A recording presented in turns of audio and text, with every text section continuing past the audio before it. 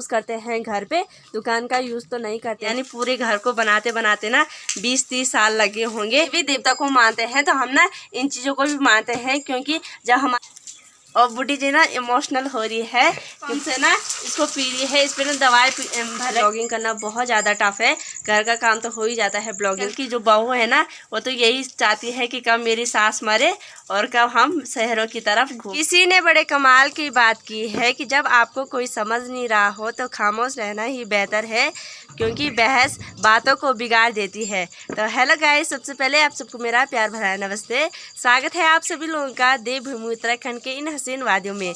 मेरा नाम है सोनम और मेरी भी हो चुकी एक न्यू ब्लॉग की स्टार्ट। उम्मीद करती हूँ आप लोग जहाँ भी होंगे स्वस्थ होंगे, मस्त होंगे, अपने घर वालों के साथ व्यस्त होंगे।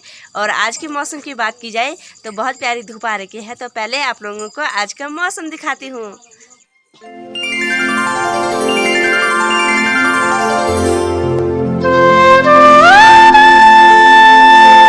स्वागत है आप सभी लोगों का मेरे सोनम ब्लॉग में। जैसे कि आप लोगों ने आज का मौसम देख लिया होगा, तो बहुत प्यारी धूप आ रखी है। तो अभी ना पहले घर का काम कर लेती हूँ और फिर मिलती हूँ आप लोगों को बाद में। मेरे घर का पूरा काम हो गया है, तो अभी ना मैं धारा जा रही हूँ कपड़े धुलने के लिए। तो आज ना मैंने इतने ज़्यादा कपड़े ले रखे हैं धारा के लिए धुलने के लिए, तो इतनी बड़ी बाल्टी पे और फुल बाल्टी है ये कपड़ों की।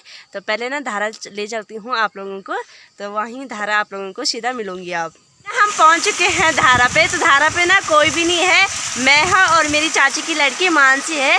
तो मानसी ना आजकल घर आ रखी थी रक्षाबंधन के लिए हॉस्टल से। जैसे कि मैंने कई ब्लॉग में बोले थे पिछले ब्लॉग में कि वो प्रताप नगर रहती है, तो वहीं हॉस्टल पे रहती है। तो आजकल घर आ रखी है। तो आप लोग देख रहे होंगे धारे के ऊपर ना आजकल सफाई हो रखी है। बहुत ज़्यादा झाड़ी हो रखी थी इधर ऊपर, जहाँ पे नीचे टायर लगे हुए हैं ऊपर ना इतनी ज़्यादा झाड़ी हो रखी थी ना।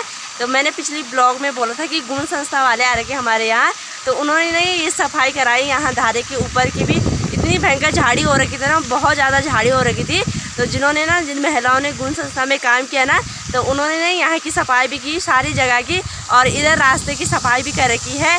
तो बहुत प्यारा लग रहा है आज का रास्ता। वैसे तो खुद ही करना चाहिए, लेकिन गुण संस्था वालों ने करा दिया, तो उनके लिए ना धन्यवाद कि आप लोगों ने ना हमारे यहाँ धारा भी साफ करा दिया है। तो बहुत प्यारा दिख रहा है आजकल धारा। तो अब ना कपड़े धुल लेती हूँ और फिर मिलूंगी आप लोगों को बाद में। डाली डाली फूलों की तुझको बुलाए रे मुसाफिर मेरे उत्तराखंड में। बादलों के ओढ़नी वादियाँ गीत सुनाए मीठे मीठे मेरे मैंने फाइनली सारे कपड़े धुल दिए हैं, पूरे बाल्टी के कपड़े धुल दिए हैं। तो पैक भी कर दिए हैं बाल्टी पे।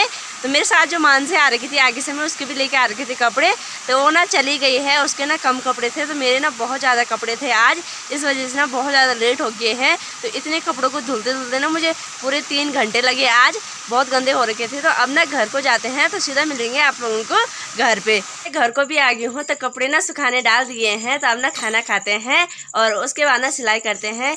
तो सिलाई करने के साथ ना ब्लॉगिंग करना बहुत ज़्यादा टफ है। घर का काम तो हो ही जाता है ब्लॉगिंग के साथ साथ, लेकिन सिलाई ना बिल्कुल भी नहीं हो पा रही है। तो कल तो ऐसी कॉलेज गई कभी कहीं, तो मतलब कभी कभी थोड़ा सा टाइम मिलता है तो सिलाई कर लेती हूँ, लेकिन उतना नहीं कर पाती हूँ ब्लॉगिंग के साथ सिलाई जितना कि पहले करती थी। तब ना थोड़ा सा सूट भी सिल लेती हूँ और खाना भी खाते हैं। तो फिर मिलेंगे आप लोगों को सीधा अब शाम को। और आप लोगों को ना दिन के बाद सीधा अभी शाम को 5 बजे मिल रही हूँ। तो अभी ना बारिश का मौसम भी बन चुका है। तो आप लोग देख रहे होंगे आसमान भी काला काला हो गया है और बादल भी ना आ चुके हैं। तो बारिश का मौसम बन चुका है। तो अभी ना मैं ऐसे ही नीचे जा रही हूँ। आधा घंटा हो गया है बैठे बैठे। तो इशू भी आ रखी है इधर को। तो अभी ना आजकल ना खेतों में ना फसल होना भी शुरू हो गई है। तो आप लोगों को ना झंगोरे की बाली दिखाती हूँ मैं। आजकल ना झंगोरा भी हो गया है, तो उसकी ना बाली दिखाती हूँ आप लोगों को। और ये है झंगोरे की बाली। तो नहीं इस तरह से पकना शुरू हो गया है झंगोरा। तो कुछ दिनों में ना जो भी फसल बो रखी है ना खेतों में, वो सारे ना कट जाएगी। मैंने आप लोगों को झंगोरे की बाली दिखाई है अभी। तो ना इस खेत में ना बहुत चीज़ें बो रखी है, दाल भी बो रखी है, झंगोरा भी।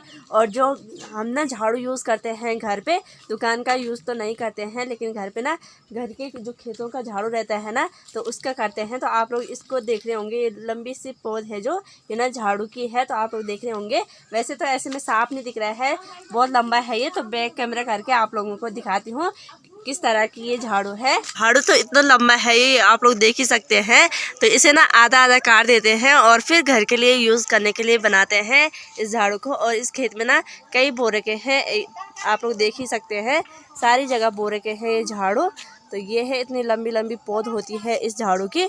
और यहाँ ना मक्का भी बो रखी है बीच बीच में।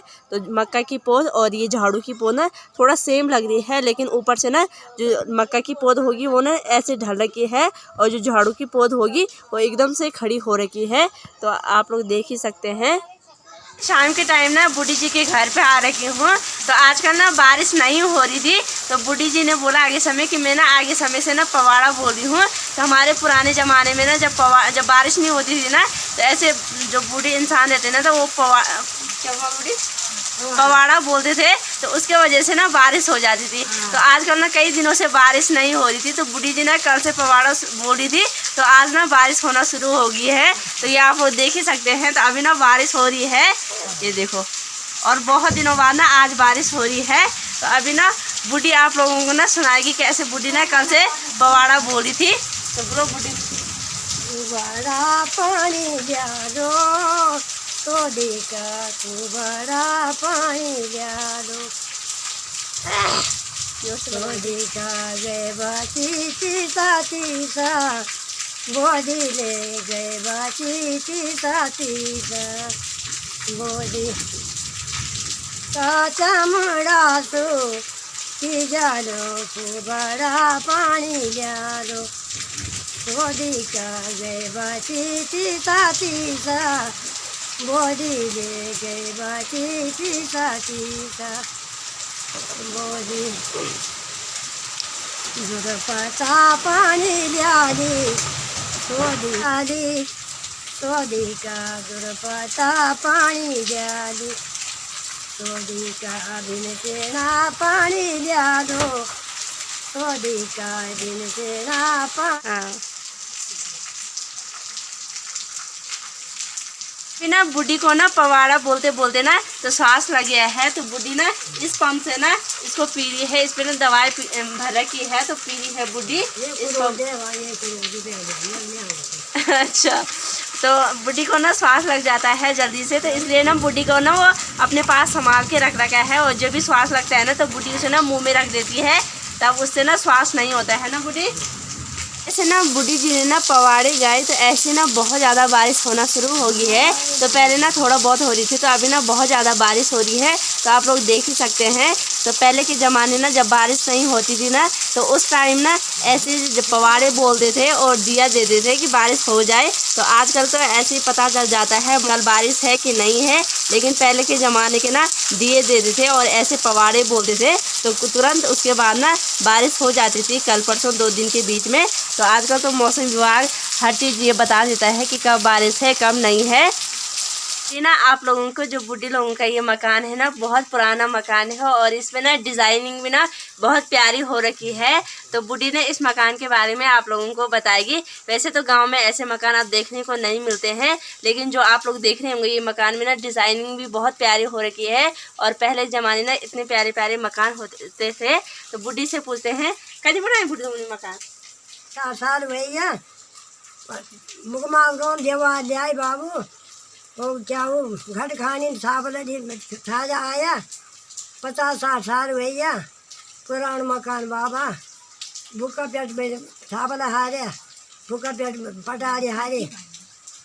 हाँ बीबता कहीं अब बच्चे भी भैया सब कुछ भैया वही पुराना मकान बाबा 50-60 साल भैया मकान गाड़िया। अब 5 साल में ये लकड़ी बनी गोड बेचारन बनाई लकड़ी उठेरी पर कलकारी ते बेचारा की जय भगवान पैसा लाए अपने नहीं की अमो या कब बाल गोपाल भी चंदी बाबा अमीरी गरीबी अब भगवान ने जानो सब कुछ और 22 बाबा 50 साल भैया यार मकान बनाया बस।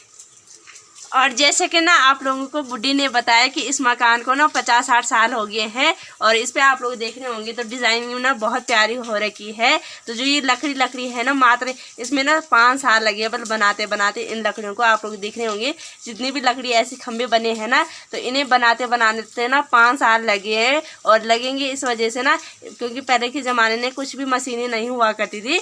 तो ऐसे ही ये हाथों से कलाकारी हो रखी है। तो आप लोग देख ही सकते हैं इस पर कितनी प्यारी डिजाइनिंग हो रखी है। तो ये मशीनों से नहीं हाथ से हो रखी है। तो इन लकड़ियों को 5 साल लगे हैं बनाते बनाते, यानी पूरे घर को बनाते बनाते ना 20-30 साल लगे होंगे। तो उस टाइम ना जो बुड्ढी जी बता रही है कि बुड्ढी जी के ना बच्चे भी नहीं हो रखे थे तो उस टाइम का ये मकान है। तो अब तो बुड्ढी जी के जो बच्चे हैं दादा लोग हैं तो वो ना 50-60 साल से ऊपर ही हो गए हैं।